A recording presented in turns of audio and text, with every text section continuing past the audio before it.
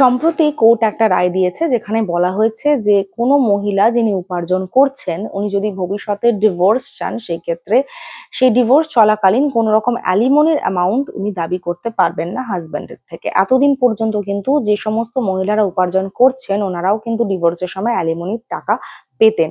অনেক দিক বিচার করেই কিন্তু সেই অ্যামাউন্টটা ডিসাইড করা হতো, কিন্তু এই জাজমেন্টের ফলে সেই দিকটা বন্ধ হয়ে যায়।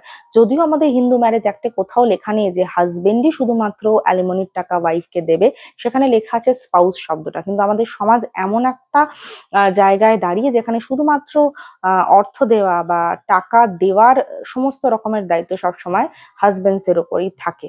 এবং ছেলেদের এই কমপ্লেনটা শোনা যায় যে এই ধরনের আইনগুলো সবসময় মেয়েদের ফরেই থাকে। তাদেরকে এটা বলে রাখা দরকার বা তাদের এটা জানা দরকার যে এই যে আইনগুলো তৈরি করা হয়েছিল এই আইনগুলো কিন্তু মেয়েদের খারাপ পরিস্থিতি বা মেয়েদের সমাজের বাজে পরিস্থিতির কারণেই কিন্তু তৈরি করা হয়েছিল।